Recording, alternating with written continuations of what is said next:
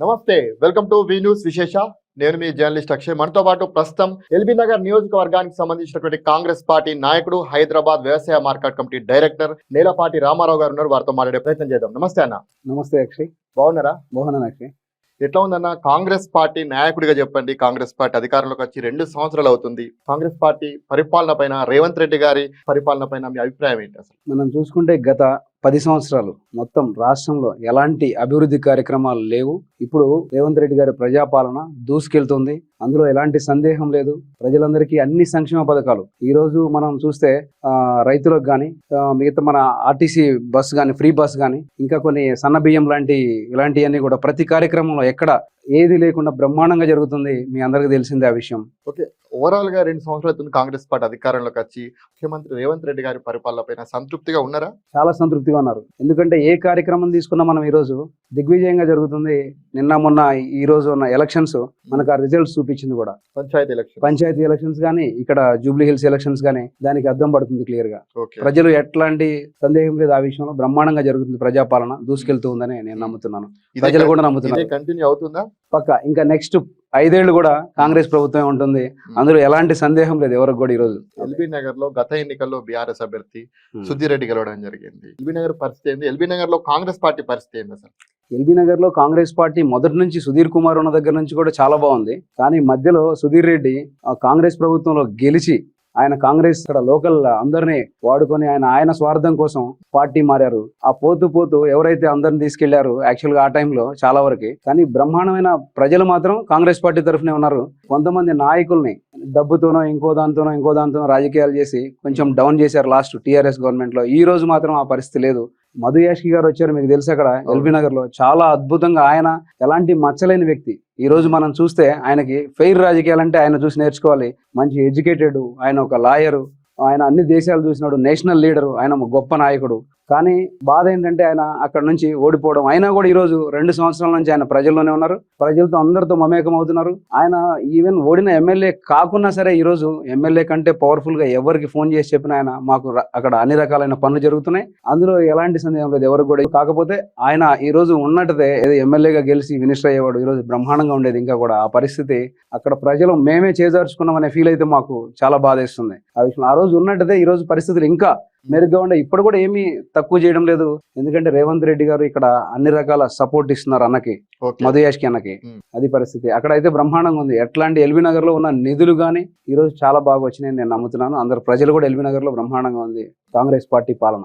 రాష్ట్రంలో గత అసెంబ్లీ ఎన్నికల్లో కాంగ్రెస్ గాలి వీచింది. కాకపోతే ఎల్బీ నగర్ లో మాత్రం మధు యాష్కి లాంటి నేతనే ఓడిపోయారు. ఎందుకంటే ఏం చెప్తారు అసలు? అక్కడ ఒక్కటేనండి, ఆయన మనం చూస్తే చాలా పెద్ద లీడర్, గొప్ప లీడర్ మధు యాష్కి గారు. ఆయన లాస్ట్ మినిట్ లో 1 month బిఫోర్ ఆయనకి అక్కడ ఇది ఇవ్వడం జరిగింది, బీఫామ్ ఇవ్వడం జరిగింది, టికెట్ ఇవ్వడం జరిగింది. ఆయనది పెద్ద కాన్స్టిట్యున్సీ. యాక్చువల్ గా ఆయన రీచ్ కాలేదనే ఒక చిన్న జనాల్లో కొంచెం ఉంది. దానికి అక్కడ కుళ్ళు రాజకీయాలు కొంతమంది దగ్గరుంటూ ఓడగొట్టారు. అంటే కాంగ్రెస్ పార్టీలో ఉన్నటువంటి వాళ్ళేనా? కాంగ్రెస్ పార్టీలో ఉన్న వాళ్ళు, ఎదురుగా వాళ్ళు కూడా ఏళ్లలో కొంతమందిని పంపించడం, అలాంటి కొన్ని ఆ రాజకీయాలు ఆయనకి తెలియదు. ఏదైనా అందరూ మనవాళ్ళే అనుకుంటాడు, ఎవరు వచ్చినా సరే మన మనుషులే అనుకుంటాడు పక్కకి. అంతేగాని ఆయనకి ఇలాంటి రాజకీయాలు తెలియదు. యాక్చువల్ గా రాజకీయాలు తెలుసు కానీ కుళ్ళు రాజకీయాలు తెలియదు. ఓకే అన్న, మీరు రాజకీయాలు తెలుసు ఆయనకి. ఆయన ఎందుకంటే పెద్ద గొప్ప ఇక్కడ నేషనల్ లెవెల్లో చూసిన ఆయన వ్యక్తి. తెలంగాణ రావడానికి ఎంతో శ్రమించిన వ్యక్తి, మనందరికీ తెలుసు ఆ విషయం. ఆయన ఎంతో పార్లమెంట్ లో కూడా ఆయన స్వపక్షంలో విపక్షమై కూర్చున్నాడు. ఆ రోజు ఎంతో త్యాగం చేస్తే ఆయన ఈ రోజు అందులో ఆయన పేరు కనిపిస్తుంది. మనం ఎక్కడ చూసినా ఆయన తెలంగాణ రావడంలో ఆయన మేజర్ పాత్ర ఆయనది ఉంది. ఆ రోజు సోనియా గాంధీ గారితోనే అనేక రకాలుగా అందరిని తీసుకెళ్లి అక్కడ కూర్చోబెట్టి చేసిన వ్యక్తి. ఆయన విషయంలో ఎవరికి డోకా లేదు. అక్కడ కాకుంటే కొన్ని కుళ్ళు రాజకీయాలు అవి ఇవి కొంతమంది స్పెషల్ గా వాళ్లే ఓడగొట్టడానికి ప్రయత్నించిన వాళ్ళు కొంతమంది పక్కనుంటూ కూడా అలాంటివి కొన్ని జరిగినాయి. గొప్ప నాయకుడు ఆయన. మీకెట్లా పరిచయం, రిలేషన్, మధు యాష్కి గారితో సాన్నిహిత్యం ఏంటి అసలు? నేను ఎలా అంటే యాక్చువల్ గా తెలుగుదేశంలో ఉండేవాడిని ఒకప్పుడు, తెలుగుదేశం అభిమానిని. ఆ తర్వాత ఇక్కడికి వచ్చిన తర్వాత మధు యాష్కి గారు టికెట్ వచ్చింది రాలేదు అనే డిస్కషన్ లో ఉన్నప్పుడే ఆయన గురించి నేను కనుక్కున్నాను. ఓకే, ఆయన ఏంటంటే చాలా నిజాయితీ పరుడు, హానెస్టీ పర్సన్, ప్లస్ మంచి ఎడ్యుకేటెడ్. ఆయన ఎన్ఆర్ఐగా ఉన్నారు చాలా కాలం. ఇక్కడికి వచ్చారు, ఇక్కడ ప్రజలకు ఏదో సేవ చేద్దామని. ఆయన సొంత ఊరు కూడా హైత్ నగర్, మాకు పక్కనున్న ఊరు. వనస్థలిపురానికి ఆనుకోనున్న విలేజ్ అది. ఆ విలేజ్ కి ఆయన అక్కడే పుట్టి పెరిగారు, అక్కడే చదువుకున్నారు. ఆయన మనకి ఇక్కడ ఉంటే బాగుంటది అనే ఆలోచన కూడా మాకు వచ్చింది. ఆయనకి కన్ఫర్మ్ అయిన వెంటనే నేను ఆయనతో పాటు కలవడం జరిగింది, ఆయన ఆహ్వానించడం జరిగింది. తెలుగుదేశం నుంచి అప్పుడున్న అభిమానం, రేవంత్ రెడ్డి గారు కూడా అప్పుడు తెలుగుదేశంలో ఉంటూ తర్వాత కాంగ్రెస్ పార్టీలోకి రావడం జరిగింది. తెలుగుదేశం పార్టీలో ఉన్నప్పుడు రేవంత్ రెడ్డి గారితో మీకు ఏమైనా పరిచయం ఉందా, సాన్నిహిత్యం ఏమైనా ఉందా? లేదండి, డైరెక్ట్ పరిచయం, ఎలాంటి పరిచయం లేదు నాకు.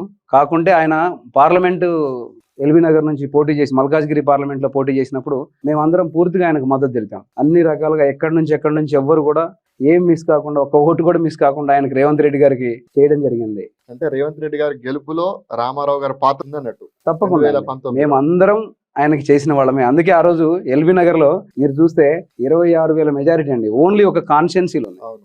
అంత పెద్ద మెజారిటీ వచ్చింది. ఈ రోజు కూడా రేవంత్ రెడ్డి గారు అది గుర్తుపెట్టుకుని మాట్లాడతారు. ఎందుకంటే ఆయనకి అక్కడ నుంచే ఈ రోజు సీఎం కావడం, పార్లమెంటు దగ్గర ఆయన వెళ్ళడం, పార్లమెంట్ ఎంపీ కావడం, ఆ తర్వాత పార్టీ అధ్యక్షుడు కావడం, తర్వాత ఇదంతా రావడం వల్ల ఆయన ఈ రోజు ఎల్బీ నగర్ ని ఎప్పుడు గుర్తు పెట్టుకుంటారు. ఆయన సొంత నియోజకవర్గం కొడంగల్ అంటే కొడంగల్ తర్వాత ఎల్బీ నగరే అంటారు. ఓకే.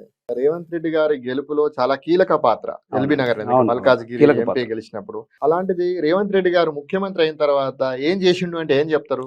ఎల్బీ నగర్ లో ఆయన నిజంగా ఈ రోజు మనకి ఎన్ని ఫండ్స్ వచ్చినాయి అంటే వేరే కంపేర్ చేస్తే ఎల్బీ నగర్ లో వచ్చిన నిధులు వేరే దగ్గర రాలేదండి. అంత నిధులు ఇచ్చారు ఆయన ఏ రోజు. కొడంగల్ కంటే ఎక్కువనా?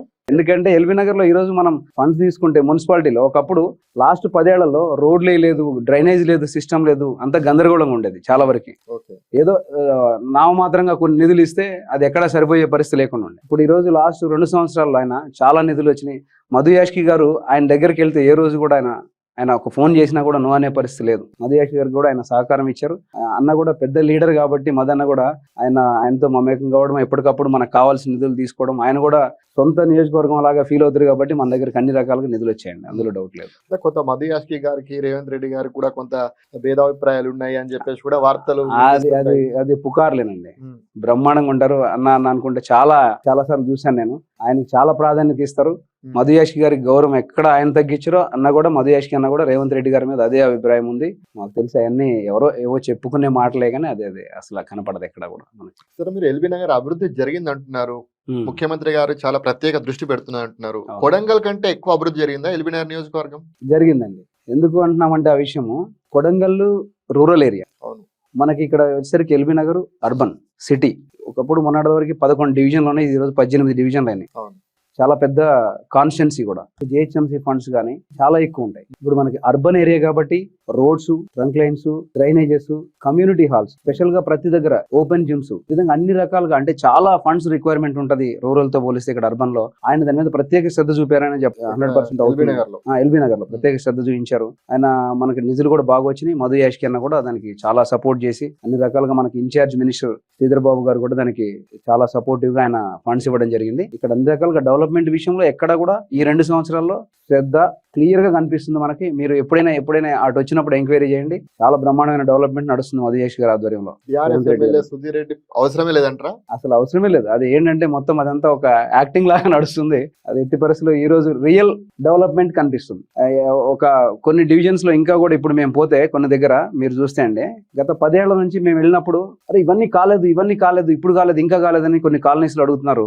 గత 10 ఏళ్ల నుంచి ఉన్న సమస్యలను ఎందుకు చేయలేదని అడిగితే వాళ్ళు 10 సంవత్సరాల నుంచి ఏమి కాలేదు, ఇప్పుడు అవుతున్నాయి. 10 ఏళ్ల క్రితం ఒక దగ్గర మొన్న ఈ మధ్యనే దర్పల్ రాజశేఖర రెడ్డి గారు ఒకటి పెట్టారు. ఏమని, ఎక్కడో పొంగుతున్న అది వాటర్ చూయించేసి మడత పెట్టుకుని ఎన్నిసార్లు చూసినా అదే వస్తుంది. గత 10 ఏళ్ల నుంచి మడత పెట్టారు, ఇప్పుడు కూడా ఏదో మడత పెట్టి యాక్షన్స్ చేస్తున్నారని చెప్పారు. మొన్న ఈ మధ్య చూస్తే ఫేస్బుక్ లో అట్లా చూశాను. అది క్లియర్ గా కనిపిస్తుంది. ఈ డెవలప్మెంట్ ఈ రోజు ఆ పరిస్థితి లేదు. నో యాక్టింగ్, ఓన్లీ వర్కే చూపించాలి అంతే. ఒకటి చెప్పండి, ఎల్బీ నగర్ లో పని కావాలంటే మధు యాష్కి గారి దగ్గరికి వెళ్ళాలా, సుధీర్ రెడ్డి గారి దగ్గరికి వెళ్ళాలా, అంటే ఎమ్మెల్యే గారి దగ్గరికి వెళ్ళాలా? మధు యాష్కి గారి దగ్గరికి రావాల్సిన అవసరం లేదండి. ఆయన రావాలని కోరుకోరు ఎవరిని. ఆయన అక్కడ పని ఉందని ఆయనకు తెలిస్తే చాలు, ఆ పనికి సంబంధించిన ఇమ్మీడియట్ గా యాక్షన్ ఉంటుంది అక్కడ.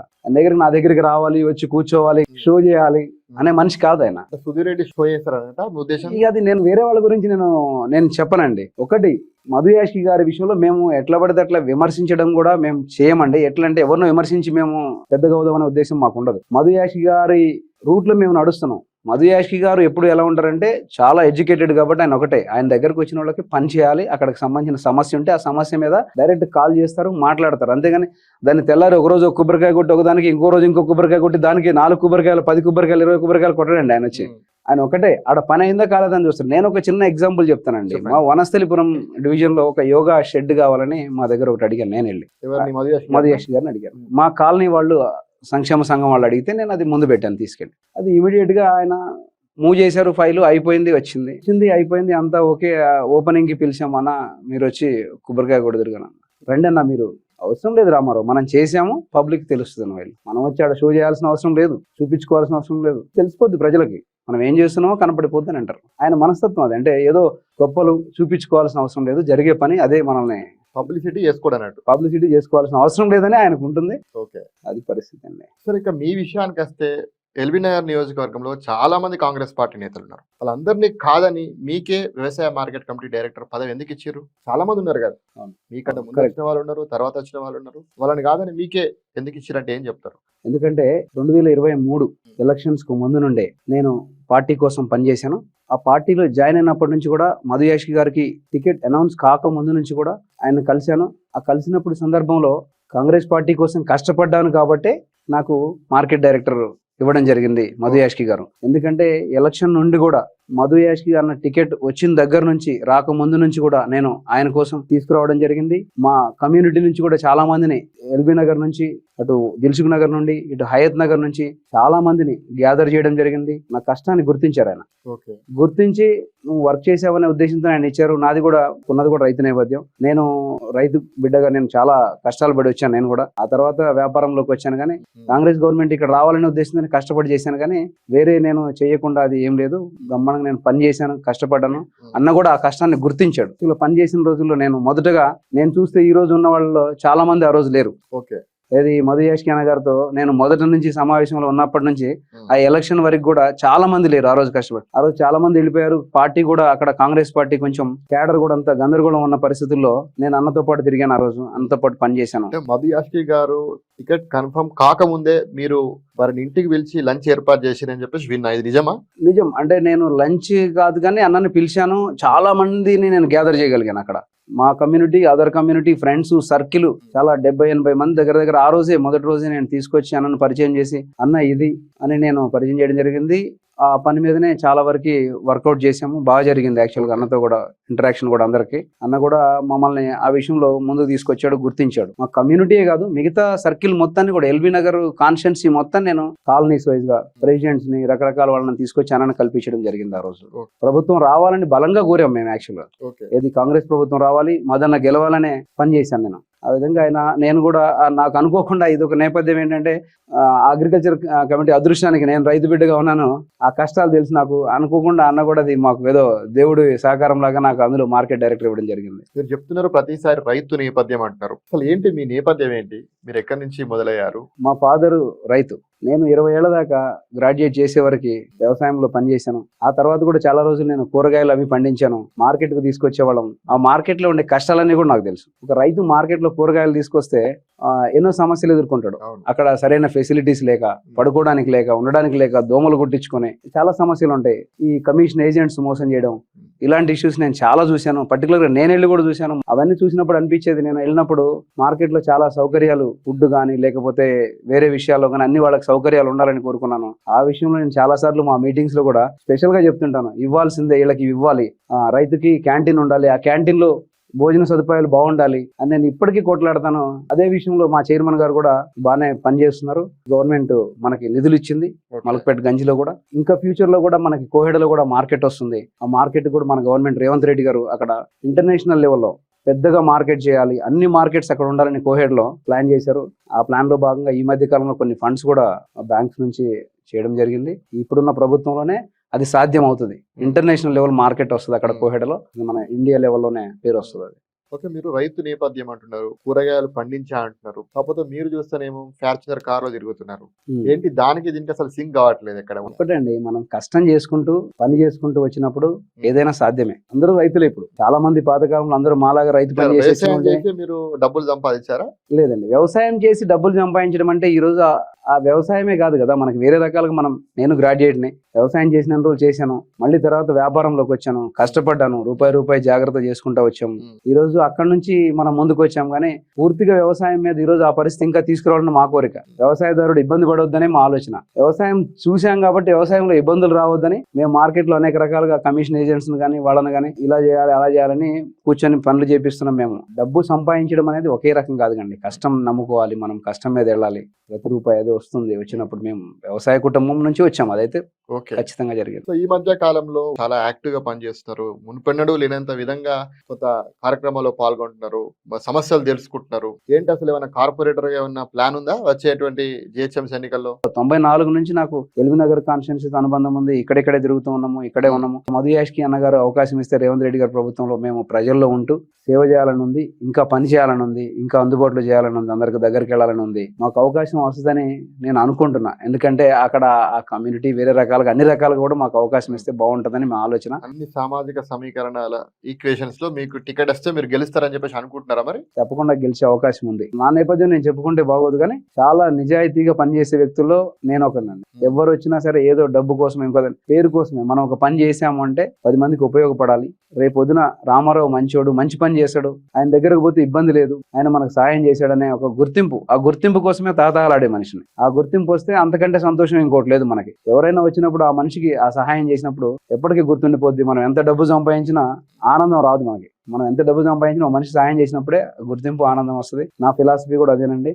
మధు యాష్కి గారి దగ్గర నుంచి కూడా మేము నేర్చుకున్నది అదే. ఆయన బాటలో మేము ఇదే ప్రయాణం చేస్తాం. చాలా మంది కూడా పోటీ పడతారు కదా, కాంగ్రెస్ పార్టీలో కూడా చాలా మంది ఆశావాహులు ఉంటారు. సహజం అండి, అందరూ పోటీ పడతారు, తప్పులేదు.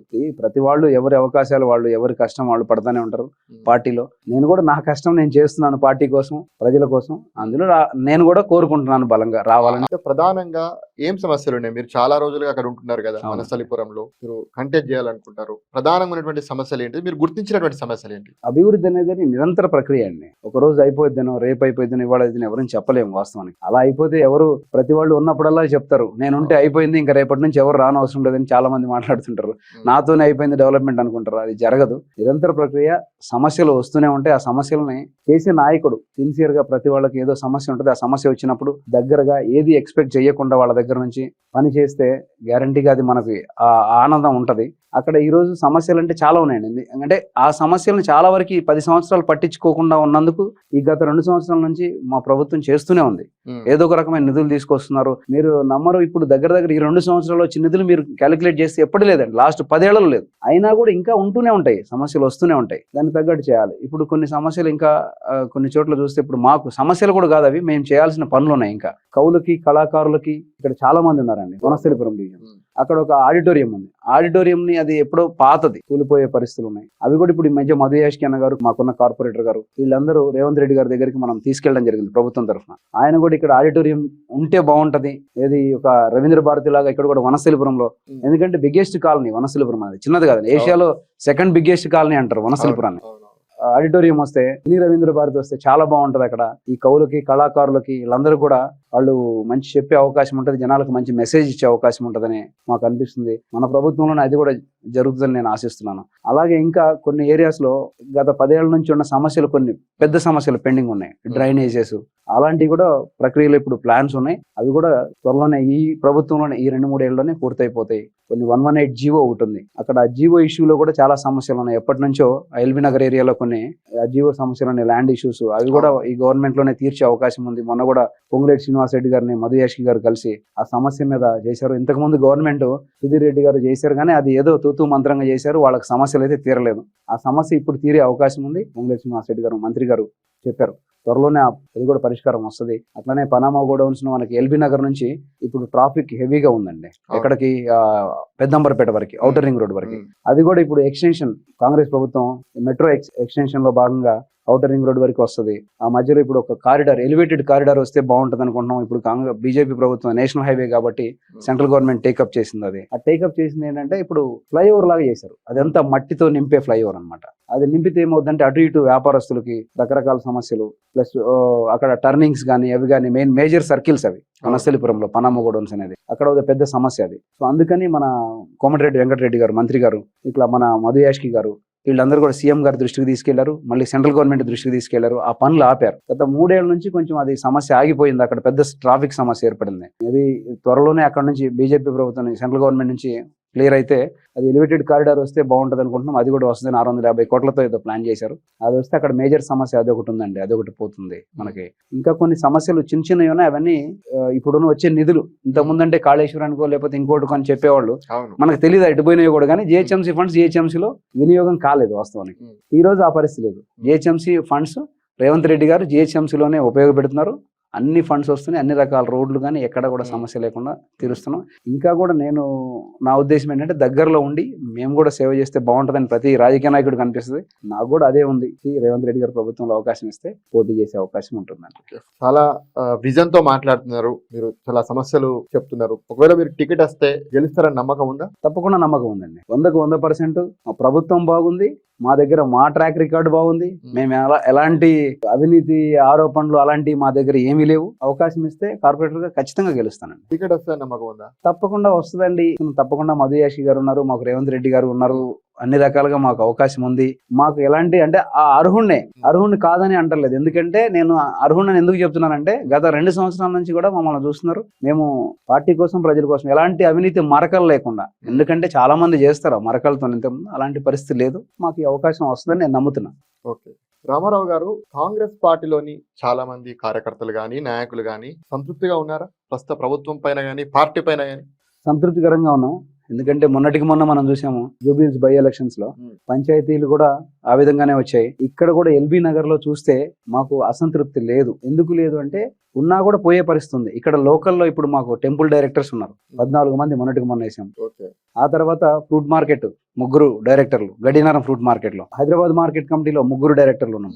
నెక్స్ట్ ఇక్కడ ఎల్బీనగర్ కాన్స్టిట్యున్సీలో 18 డివిజన్లు చేసింది గవర్నమెంట్. ఈ 18 మంది ఎలకోట్ అవుతారు. అట్లానే నెక్స్ట్ చూస్తే మనం ఇంకా స్టేట్ కార్పొరేషన్ డైరెక్టర్స్ ఉన్నారు, వాళ్ళలో చాలా మందిని అకామిడేట్ చేశారు. 40 పదవులు ఉన్నాయి. ఇంకా ఎక్కడ తక్కువ చేసే పరిస్థితి లేదు. బ్రహ్మాండంగా అందరూ కలిసి ఉంటారు. సంతృప్తికరంగా వచ్చే రోజులు ఇంకా ఉన్నాయి. ముందు ఇంకా చాలా పదవులు ఉన్నాయి. ఇప్పుడు అవన్నీ వస్తాయి, అందరూ కలిసి పనిచేస్తారు. ఇక్కడ కూడా అదే రిజల్ట్ వస్తుంది. ప్రభుత్వం చేయాల్సిన కార్పొరేషన్స్ ఉన్నాయి, వాటిల్లో చాలా డైరెక్టర్ పోస్టులు కానీ ఇంకా ఉన్నాయి. అవన్నీ మధు యాష్కి గారు కానీ, మన పార్టీ పిసిసి అధ్యక్షుడు కానీ మల్లెడ్డి రామరెడ్డి గారు కానీ, రామ్ గౌడ్ గారు కానీ, జకిడి ప్రభాకర్ రెడ్డి గారు కానీ అందరూ కలిసి పనిచేస్తారు. వేరే ఏ విషయాల్లో చిన్న చిన్న ఉన్న పార్టీ విషయానికి వచ్చేసరికి అందరూ ఒకటే తాటి మీద ఉంటారు. పార్టీని గెలిపించాలని చూస్తారు. ఎవరు ఇందులో పార్టీని అది చేయాలని ఉండదండి. సంతృప్తికరంగానే పనిచేస్తారు. పార్టీకి వచ్చేసరికి ఇప్పుడు ఎల్బీ నగర్కి వచ్చేసరికి మా నాయకుడు ఇన్ఛార్జ్ మధు యాష్కి గౌడ్ గారే మొత్తానికి అందరికీ న్యాయం చేస్తాడు.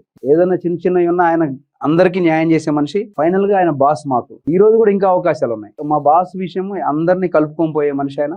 ఎట్టి పరిస్థితులు ఆయన అది చేయరు. ఎవరిని కూడా సంతృప్తికరంగా చేసే పరిస్థితి ఆయన దగ్గర ఉంటుంది. ఆయన అలాంటి వ్యక్తి. సరే, నాయకులు కార్యకర్తల విషయం పక్కన పెడితే ప్రజల సంగతి ఏంటి? ప్రజలు మీ పరిపాలన పట్ల సంతృప్తిగా ఉన్నారా? 100% సంతృప్తిగా ఉన్నారండి. ఇప్పుడు జరిగిన ఫలితాలే మీకు కనిపిస్తున్నాయి. అన్ని విషయాల్లో ఫండ్స్ వస్తున్నాయి. ఇప్పుడు మేమున్న ఏరియా చూస్తే ఫండ్స్ బ్రహ్మాండంగా వచ్చి సంతృప్తిగా ఉన్నారు. ఇంకా కూడా ఫండ్స్ వచ్చాయి. ఎందుకంటే గత 10 ఏళ్ళు చూశారు, ఇక్కడ ఏ ఫండ్ లేదు, ఏం చేసింది లేదు. ఎక్కడ రోడ్లు అక్కడే ఉన్నాయి, ఎక్కడ డ్రైనేజ్ ప్రాబ్లమ్స్ అక్కడే ఉన్నాయి. ఇప్పుడు ఈ రోజు ప్రతి కాలనీలో పెద్దలకు సీనియర్ సిటిజన్స్ కోసం ప్రతి కాలనీలో 1-2 జిమ్ములు వచ్చినాయి. ప్రతి కాలనీలో రోడ్లు బ్రహ్మాండంగా అద్దాలాగా మెరిసిపోతున్నాయి. ఇప్పుడు డ్రైనేజ్ సమస్యలు లేవు. అది కూడా నెక్స్ట్ రైనీ సీజన్ కల్లా ఇంకా కొన్ని సమస్యలు ఉంటే వాటిని కూడా టేకప్ చేస్తున్నారు. ఇప్పుడు నెక్స్ట్ రైనీ సీజన్ లో 10 కంప్లీట్ చేస్తాం. బ్రహ్మాండంగా 100% సంతృప్తిగా ఉన్నారండి ప్రజలు. గత ఎన్నికల సమయంలో ఇచ్చిన హామీలన్నీ నెరవేర్చారా?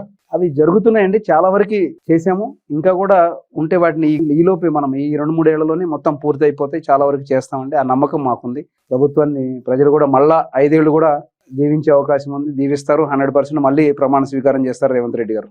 రామారావు గారు, ఫైనల్ గా మీ యొక్క డివిజన్ ప్రజలకు, వనస్థలిపురం డివిజన్ ప్రజలకు, ఎల్బీ నగర్ నియోజకవర్గ ప్రజలకు మీరేమైనా చెప్పదలుచుకుంటారా ఈ సందర్భంగా? మా ప్రభుత్వం నుంచి ఇంకా మంచి సేవలు వస్తాయి ప్రజలకి. ఇంకా మంచి అభివృద్ధి పథకాలన్నీ కూడా అమలవుతాయి. అలానే మా వనస్థలిపురం డివిజన్ ప్రజలందరికీ సంక్రాంతి శుభాకాంక్షలు తెలియజేస్తున్నాను. సో ఇది నేలపాటి రామారావు గారితో ఇంటర్వ్యూ. వి న్యూస్ కి వచ్చినందుకు మీకు ప్రత్యేకించి ధన్యవాదాలు. Thank you Akshay.